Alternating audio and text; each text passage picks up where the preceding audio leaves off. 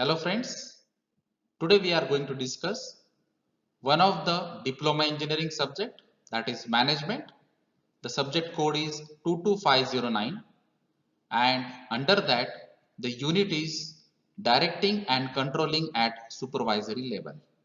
So under this unit the course outcome is use principles of directing and controlling for implementing the plans, and I am going to discuss one of the unit outcome, that is justify the chosen needs of the directions and instructions to the subordinates to complete the specific task. Friends, there are various management functions like planning, organizing, staffing, directing and controlling. But today I am going to discuss only directing.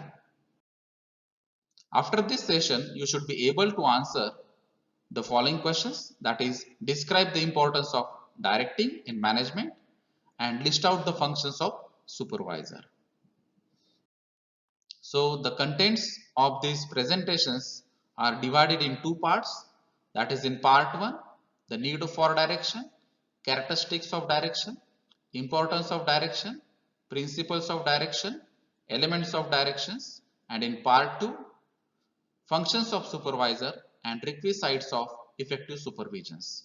So this presentation is divided in two parts. Myself, Praveen Pathak, Head of Department, Advanced Diploma in Industrial Safety, come lecturer in Chemical Engineering at KK Wagh Polytechnic, Nasik. So let us start the session, that is part 1, need for direction. So what exactly the direction is? In the management, direction is a process where manager instructs, guides, encourage the subordinates to achieve the goal. But without direction, following situation may occur, that we can't execute the plan work, we can't identify the resources like money, machine, material or manpower. There are chances of repetitive mistakes without any direction or without specific directions, and there may be chances in the errors, maybe chances of deviations or the difference in the finished products or the finished job whatever we have expected. Then we can't maintain the disciplinary standards without any directions.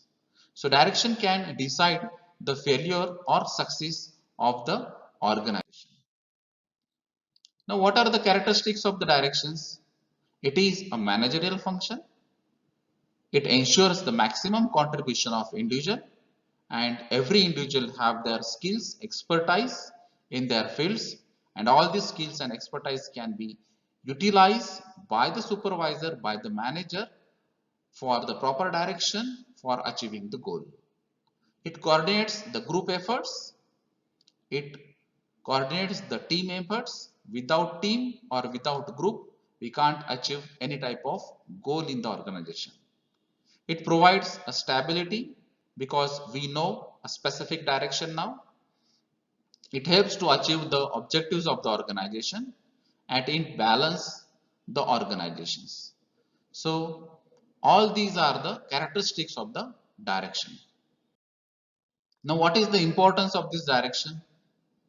So after deciding or after finalizing a specific direction, we can initiate the actions. So the action may be the production activity, that may be purchase activity, that may be marketing activity, that may be other activities. But we can initiate the actions after finalizing a specific direction only.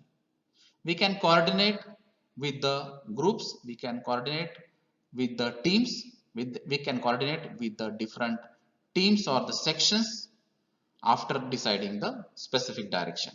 We can ensure the maximum individual contribution because the supervisor or the manager knows the skills and expertise of the persons, of the employee, of the subordinates from the separate or individual sections. Direction can reduce the reluctance to put up with the changes. It provides the stability in the organization. It provides the balance in the organization, and it also helps to achieve the objectives of the organizations. So that is why the direction is very important to achieve the goal in the organization. What are the principles of the direction?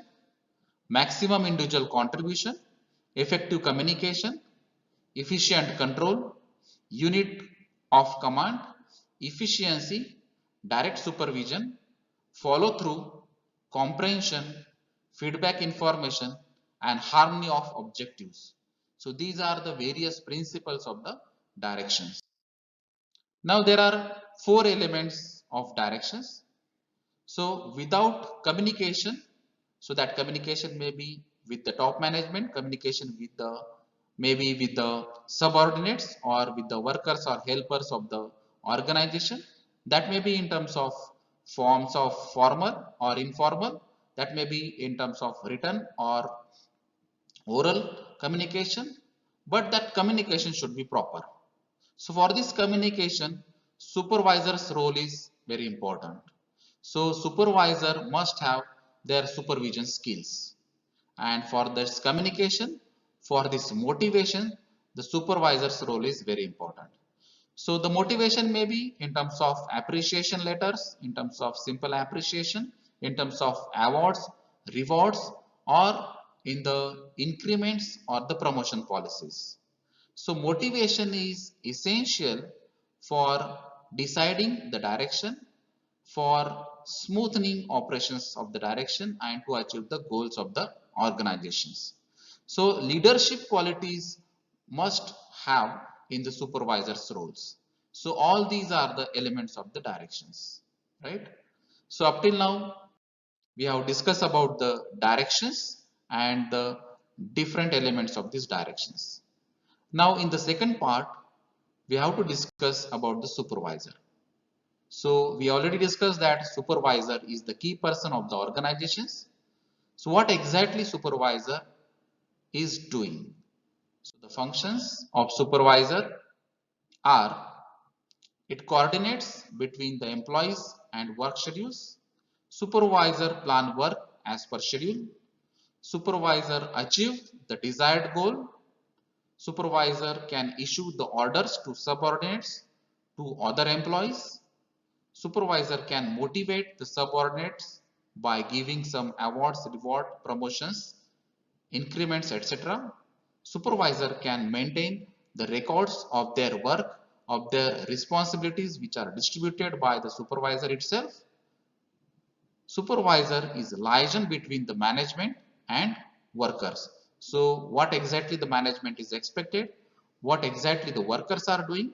The supervisor is a key person between the management and workers. Supervisor can compare the workers' performance with the standards. The standards may be decided by the management, standards may be decided by the third party or state or national level standards.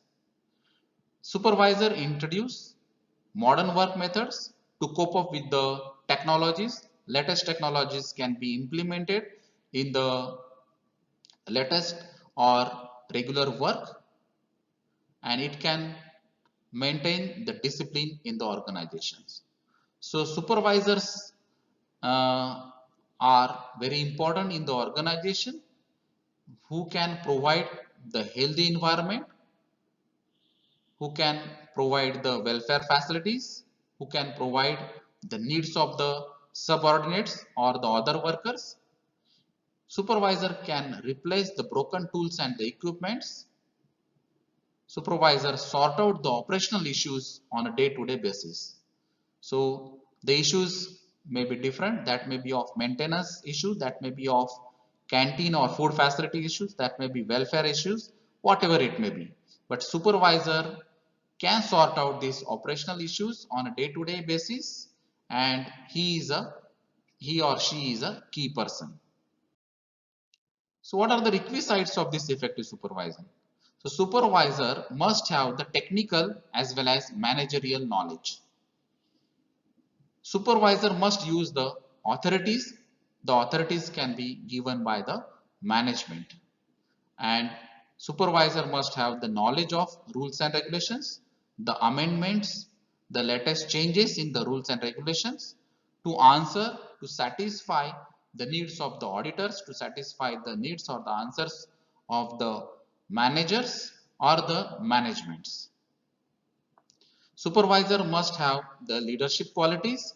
Supervisor must have the skills for human orientations. So without it, supervision can't be satisfied. Supervisor must give or issue the clear-cut instruction what exactly we have to do it, in which direction, and in that direction what are the necessary actions needed. So to achieve the organization goals, these are the requisites of the effective supervision, and this is the importance of the supervisor. So in this session, we have discussed the need characteristics, importance, principles and the elements of the direction. And in the second part, we have discussed about the functions of supervisor and the requisites of effective supervisions. So with the help of these proper directions and supervision, we can achieve the individual's goal as well as we can achieve the organizational goals, which is discussed in the Maslow's need hierarchy theory.